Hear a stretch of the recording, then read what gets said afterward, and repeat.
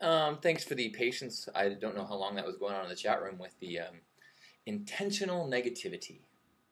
What a fascinating desire that is to disrupt.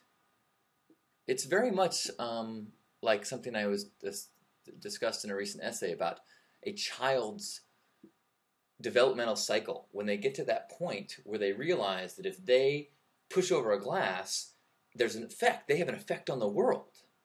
And it's like they have no concept of the larger picture consequences of those actions, but it's simply thrilling to know that you can make a difference. I can throw glass on the ground, it breaks. I've impacted the world. Of course, grown-ups recognize the short-sightedness of that and how that's just the tip. That impact should not be the goal. Positive impact is the goal. Positive impact is what turns the, "Oh, I made a difference," into, "Whoa, I moved us in the direction of good, in the direction of the flow, in the direction of love, in the direction of the divine force that guides the universe." And chances are, if you're intentionally trying to break glasses, terms like the divine flow of the universe are the same ones that make you go, "I want to break glasses."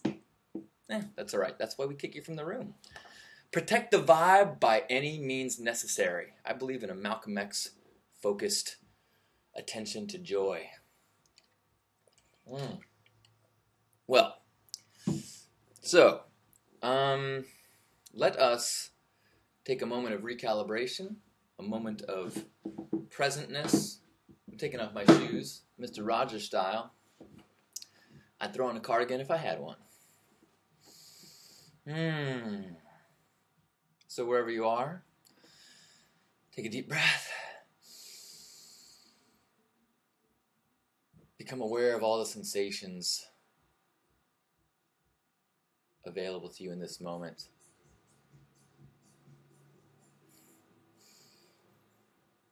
I am aware of the public nature of the music that was just playing out of that car parked in front of my house. I'm aware of a computer sound, another vehicle moving by, its pitch changing as it fades away, farther and farther away. Become aware of the physical sensations, my feet touching the ground. I feel my presence extend through the floor into the earth. We can all hear the sound of my voice. Physical vibrations hitting our ears, traveling to our brain, interpreted as sound. Sounds deciphered as words, which we interpret with meaning.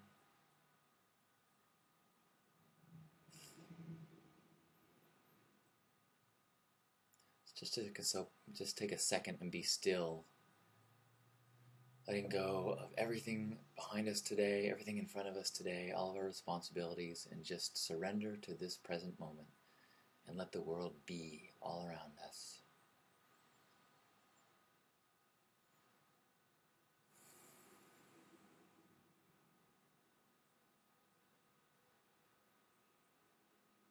And look at that, even in our state of surrender, even in our state of doing nothing, everything rolls along perfectly.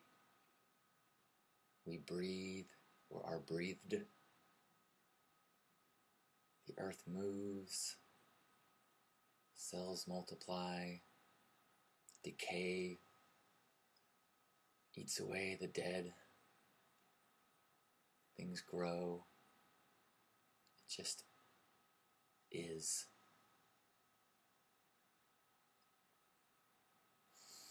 Thank you, universe, for being so wonderful around us. Thank you for the gift of being.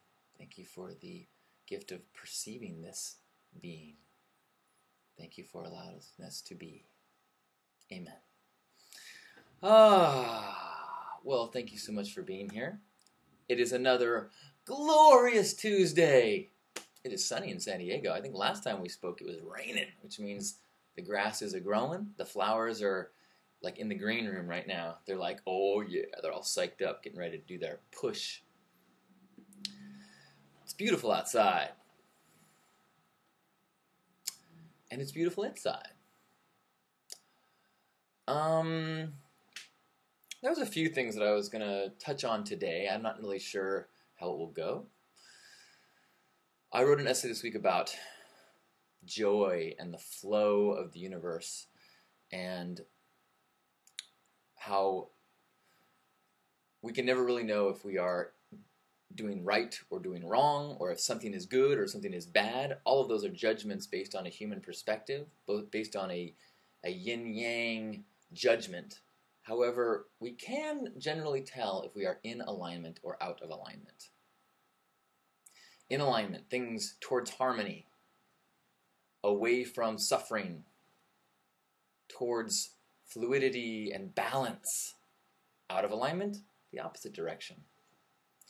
I think I found that as I work on stripping away the external values that cloud my judgment, I find that that balance is easier and easier to perceive in my actions. And I find that activities that used to I did without thought suddenly feel disharmonious, out of alignment to me. And it's one thing, the interesting thing that happens to us often, I think, is as we fall into these states of more and more alignment, and we find these awarenesses. Sometimes it's a book, we'll read like The Omnivore's Dilemma or Food, Inc. We see a movie, and suddenly we go to a new awareness, a new understanding of alignment, and it happens consciously, and then we read the intellectual point, and suddenly it becomes into a heart knowledge place for us, and it changes things. You cannot go back and do the same activity without a feeling of, oh, I don't feel so good about that.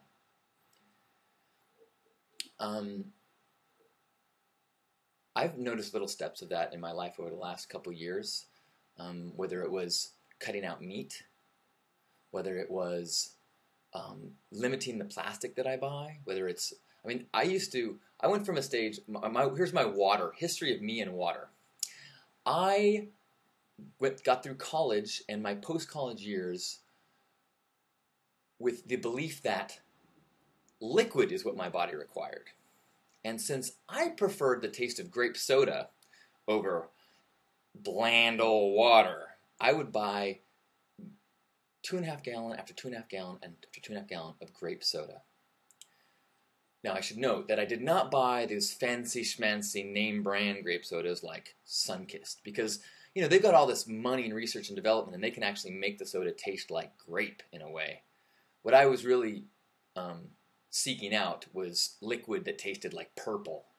So dark purple sugar water was, I practically brushed my teeth with it. I think brushing my teeth was the only time that water touched the inside of my mouth. I drank so much grape soda. That's what felt right to me. And at some point, I hit a moment of where that just felt like out of alignment to me. And I don't know if it was learning more about my body's water content, or I don't remember exactly what happened. But at some point, it just suddenly felt off. It felt like my body was not on the path towards alignment as I was flushing it with purple water. And so I started drinking water, or I tried to. I really forced myself. And the thing that I got affirmation very quickly, because my skin started to look better. I started to feel better. I started to, a big part of it was going to Burning Man. And piss clear is one of the guiding principles as far as health when you're out there. It's so hot and dry, and so a guideline to know that if you're drinking enough water is if you're pissing clear. And my grape soda habit, I won't say that my urine was purple, but it certainly was not clear. So as I shifted into this, that recognition, like, oh, that is not flow, started drinking water. Now, I still hated the taste of water. I don't know how that happened. I grew up drinking, my parents had, I guess, tap water is what we usually drank, which was fine. There's nothing technically wrong with it, but I just never developed a taste for it. And so I justified that I could handle drinking those little bottles of water. And so I would buy case after case of them and drinking the little bottles of bottled water. And to me, just getting water into my body was worth the expense and worth, the huge amounts of discarded plastic. Actually, that didn't even occur to me at the time. But what happened? Got closer to alignment, suddenly started to, with education as well as personal place in the universe, and suddenly started feeling like, that's a lot of plastic. Oh, it's a lot of plastic. And so I shifted a little bit. So I would buy those cases and then would refill them for a long time because I kind of developed a habit where I had these bottles all over my house. And then started shifting, and it suddenly felt less and less and less okay. And now I no longer buy bottles of water, with the occasion of if I'm on a road trip. But otherwise, I refill bottles. In fact, you've heard me talk about, not only do I refill bottles, I've become somewhat of a bottle enthusiast. Contigo bottles, I'll go ahead and give a non-paid endorsement. I love these things. They have a big thing that you can fill them with, and you don't have to screw it off every time you want to drink. See, when I want to drink, I want to gulp. I don't want to go, I think I'll be so thirsty in about 6 seconds when it's time by the time I get this thing unscrewed. No, I'm thirsty now. This thing has a click on the back. Opens up a huge spout because it opens on both sides. It lets the air in. But I digress. The point is, all of these are baby steps towards alignment that were shifts in my awareness of my place in the universe, and suddenly it just felt wrong. So I wasn't making these changes, and it's not like I didn't hear people tell me, what you're doing is wrong, you need to have less plastic. But it took the shift in my gradual shift, my gradual changing. Some of that was questioning my beliefs. Some of those was questioning things that I've heard, like when I hear that you can't refill a water bottle because it turns into poison. My thought is, well, there may be some truth to that, and I think that there's definitely dangers with plastic, but who's motivated to have me buy fresh plastic bottles constantly?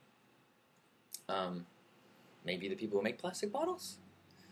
And it's this dual process of questioning these ideas that have been planted and feeling what feels right. And where the education comes in from here, and the feelings come from here. And so you just readjust, readjust, readjust.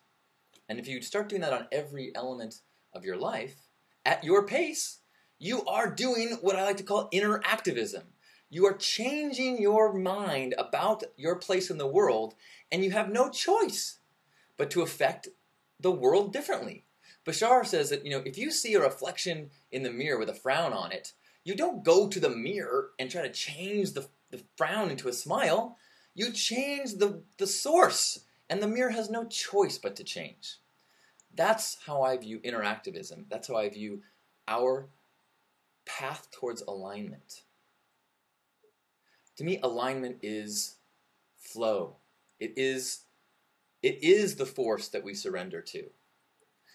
Many faiths assign a persona to that force. They call it He or Father, or even, I don't know, actually. You can call it whatever you want. But I was reading something. Let me grab this. This is from the Course in Miracles, which is Christian-based, but not the Bible. And this is how they phrase this passage. It's a reminder to the self. I am here only to be truly helpful. I am here to represent Him who sent me. I do not have to worry about what to say or what to do, because He who sent me will direct me. I am content to be wherever He wishes, knowing He goes there with me. I will be healed as I let Him teach me to heal. Now, that mirrors my beliefs 100%, except it assigns a persona identity to that flow, to that guiding energy of the universe, towards harmony, towards love. And as we clear out the crap, that flow becomes easier and easier and easier. Someone wrote in response to the essay that you make it sound so easy. It's actually very difficult. And that's a complicated statement or challenge.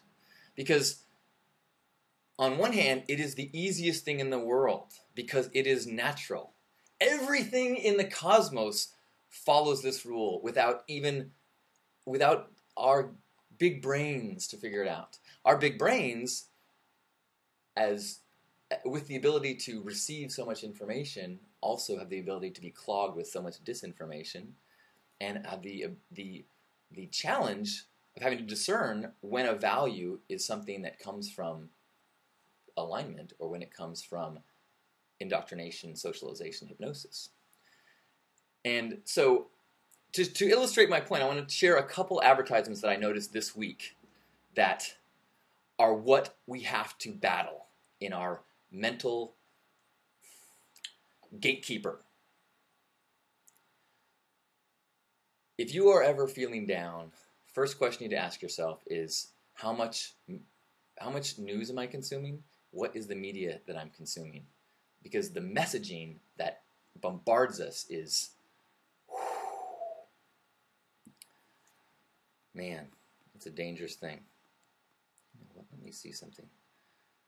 I think I may have made a big mistake.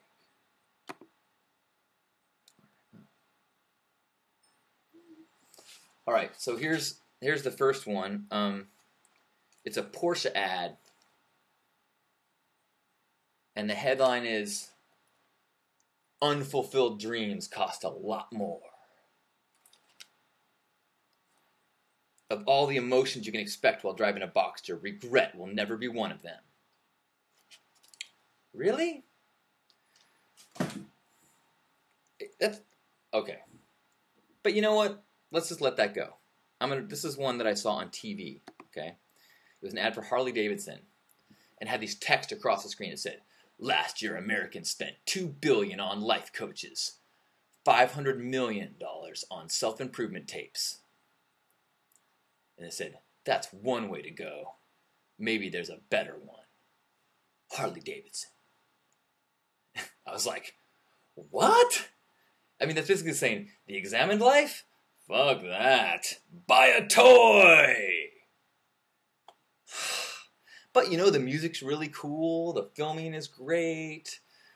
You know, they've had scientists watching people in front of computers with electrodes, watching the same footage and knowing when their heart rate goes up, when they're being stimulated and excited, to stimulate that sensation of joy, of excitement, it stimulates and simulates the joy that we can get in life.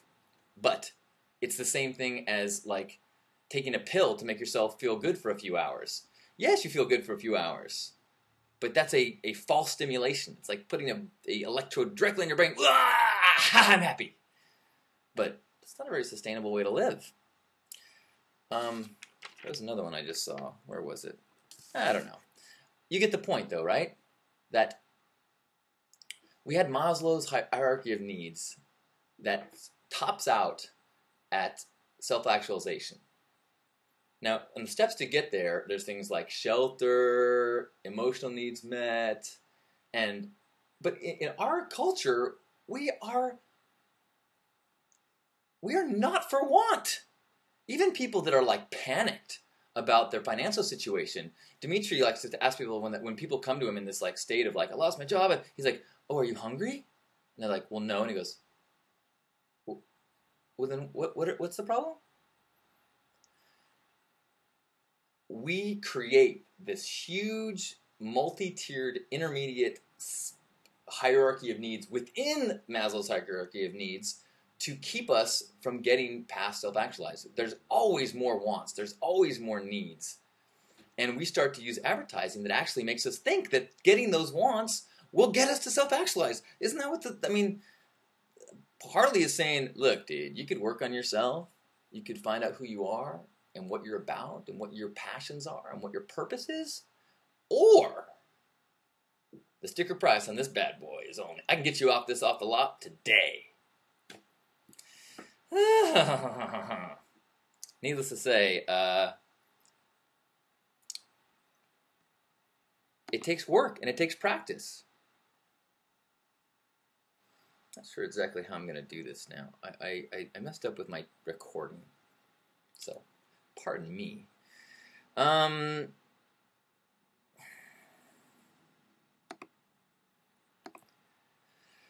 So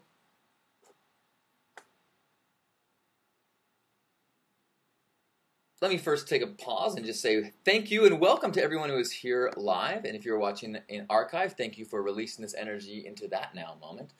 I had a neat connection with someone this weekend who was so excited about the state of video and how energy is being transferred around the world in this positive way towards harmony, towards flow, because of video and of the true sense of energy that we are capturing as part of this movement.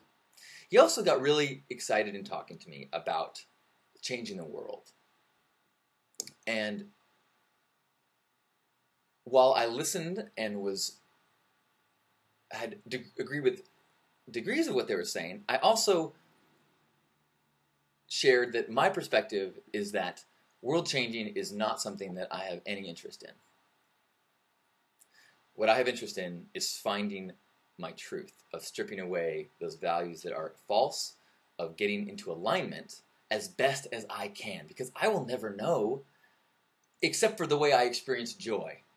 And I never know if that alignment is right for other people unless it resonates with them and they experience joy from sharing or embracing certain aspects of it. To try to say, I know what other people need, is a trap that dictators and atrocities in history are always created under that umbrella. Now, if I can be in integrity, if I can be in love, if I can head towards the direction of alignment and do so as loudly as I am comfortable doing, whether that be in rays of pink or writing or the way I speak people in the workplace or the way that I look people in the eye on the streets or the way that I talk to children or the way that I forgive a neighbor, I believe that is how we change the world. Not by trying to change the world, but from interactivism. It's this change the self. Your actions have to reflect that because that's what the mirror does. And then that reflection, if it resonates, ripples. And the world changes. Does it change fast enough? I have no idea. We're a parasitic species. And I don't know if we can heal the cancer fast enough. Who am I to say that's right or wrong? Who am I to say that humans should be saved? These are big questions. These are big questions that require us to look at ourselves as, wait a minute, but I'm the smartest species. Doesn't that mean I should dominate the planet? That's a pretty human-centric concept. Even that smarts is important, because compared to the wisdom of the flow of harmony, if our brains take us out of alignment, well then, that's certainly not the top of the pyramid. It's a cancer. So, cure the cancer, get in alignment. Isn't that what, there's two ways, I guess, to combat cancer in a body. One is by poisoning the system so badly that you kill the cancer and hopefully not the host. And in some ways, the planet is trying to do that, right?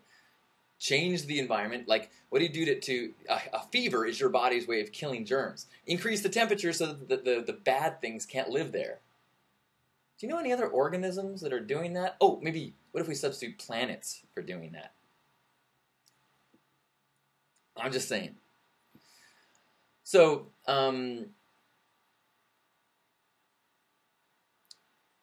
whoa, that got a little potentially negative right there. But then again, I don't think that's a negative thing. That is not our job.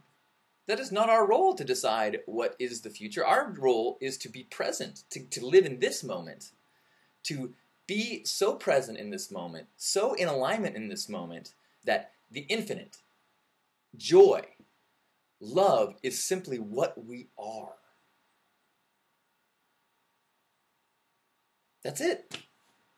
And then the flow will take us where we need to be. Then we will feel the pull, and then we will paddle in that direction.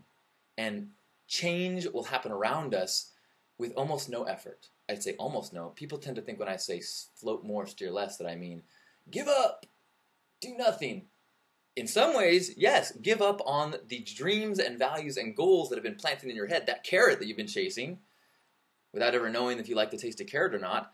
Yes, give up on that goal. And then think to yourself, maybe think is the wrong word, sit with yourself, wait in the present, explore the surroundings, try activities, meet people, until you start to feel pulled in a direction.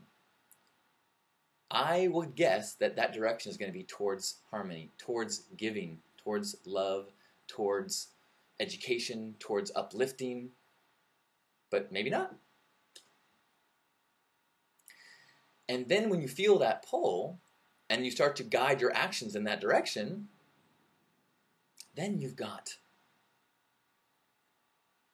the momentum of the cosmos at your back.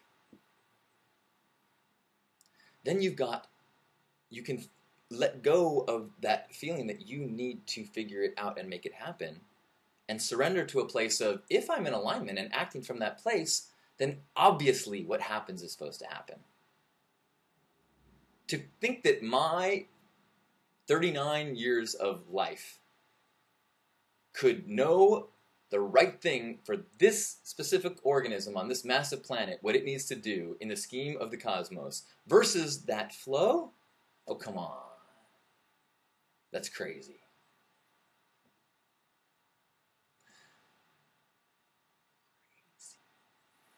Then again, talking this talk is sure to get you called crazy, because there are people very invested in the false values, because they are playing the game of accumulation, of accumulating wealth, of accumulating power and longevity, increasing the lifelong, trying to survive. That dominance instinct that has served species so well in the fight for evolution, but became cancerous with the addition of frontal lobe imagination brains and marketing and all these crazy evolutions of societal consciousness, of corporate survivalism, without the benefit of being able to sense flow, of being able to sense harmony.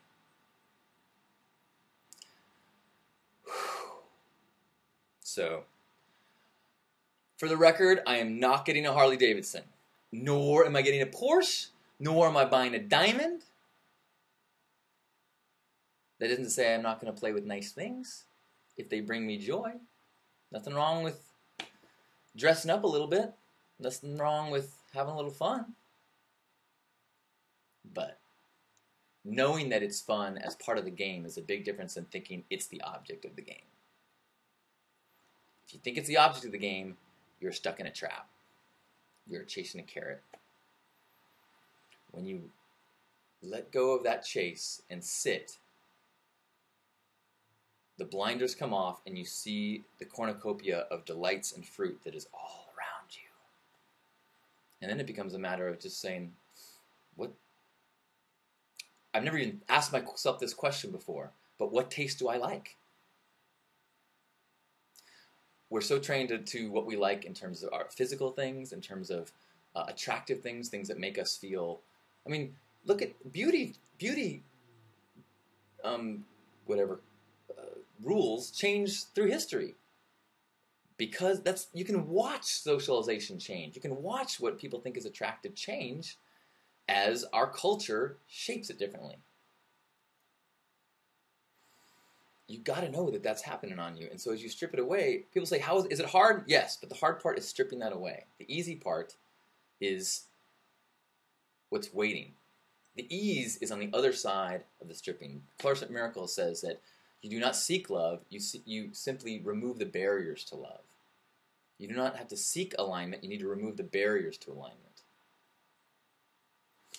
For me, gathering here today, every Tuesday, with you, is a process of stripping away, remembering, and feeling that alignment. And as we share our vibration, as we share our wakeness, it strengthens it. And it dims the sound of the Harley commercials. I leave this gathering every Tuesday feeling like I've been corrected towards alignment. And I think that's what life becomes. It becomes a process of trying to like feel the right path. You get off path and you do things that then pull you back. Oh, okay, I'm back in the tractor pull towards what you're supposed to be doing. And then you get pulled off and you correct back. And some events and some experiences and some people are profoundly snap you back. And those are the people that you need to like make an effort to spend time with. Those are the books you need to spend time to read, the lectures you need to listen to, and anything that pulls you out of the tractor beam into deep space, scary darkness, blackness of, then you have to listen to the voice telling you what you need. The news, maybe it's your parents, sometimes it's people in the workplace. We are too lazy with our thoughts. That's what the Course in Miracles says as well. You're much too lazy. So we need to be vigilant about what goes in, critical about what we believe, present, and then surrender. Let's have a Hug Nation hug.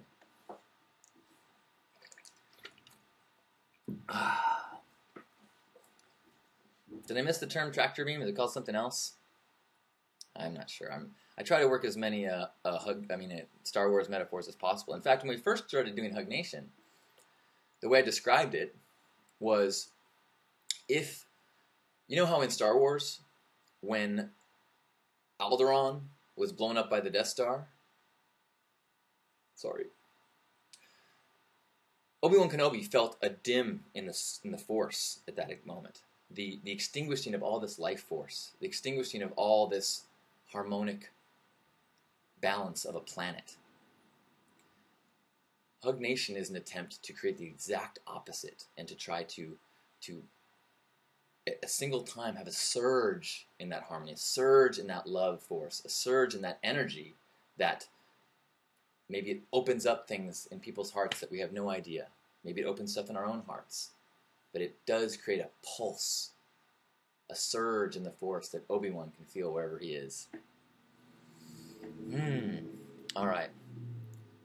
Let's do a hug, and then I'll try to pay a little bit more attention to chat. I kind of got on a roll there. Sorry. So grab yourself by the shoulders.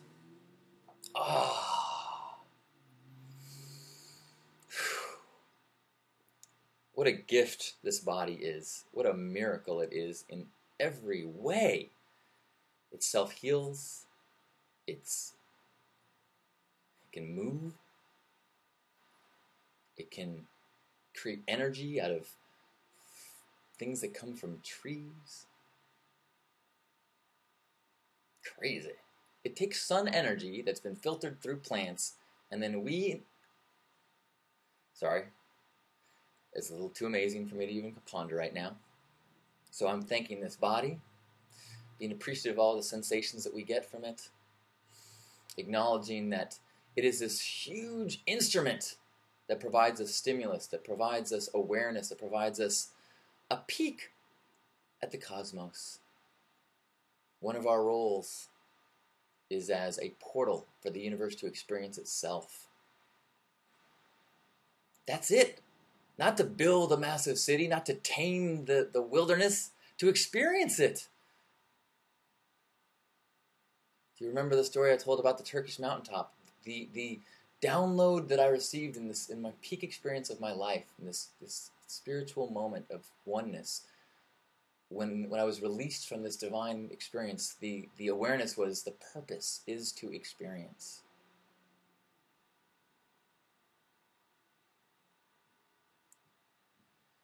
So this week, let's let go a little bit of our ambition.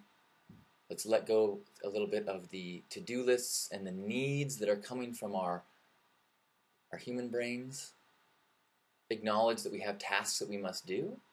Acknowledge that we have responsibilities within that game of humanity of our personality, of who we are, in a identity sense, but acknowledge that that is the game that our divine seed plays during its 50, 100, 130-year stay of consciousness, of teeny tiny consciousness.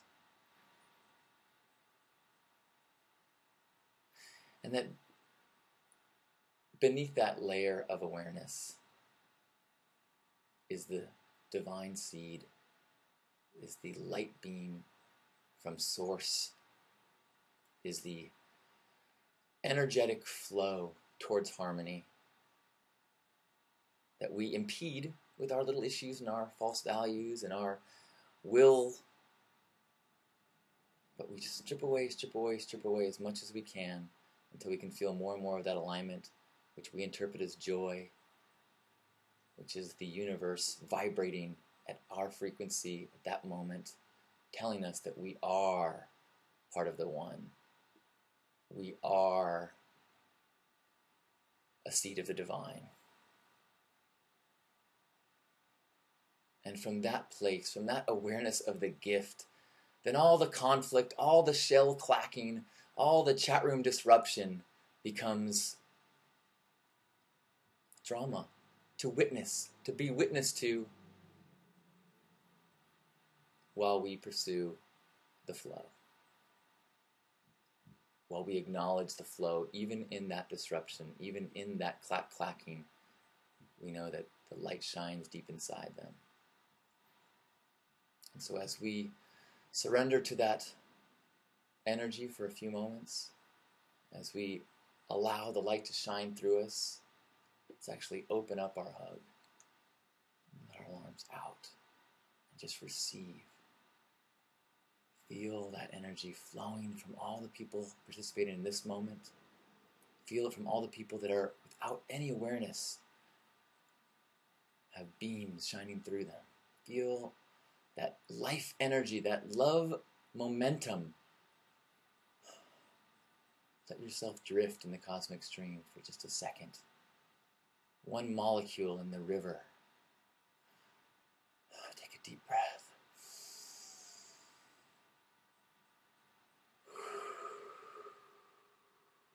One more. Then pull in that hug. Grab that body. Feel the arms squeezing you, the brothers and sisters symbolically embracing you. Grab that torso that's symbolic of all the brothers and sisters around the planet.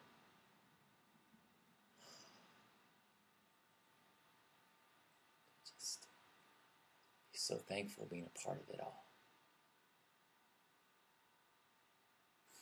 On behalf of Grandpa Caleb and all the love warriors, happy Hug Nation. I love you. Namaste. Thank you for being love, for allowing the love to flow through you. Thank you for surrendering to the current and trusting and having faith in this harmony. You are the divine. Namaste.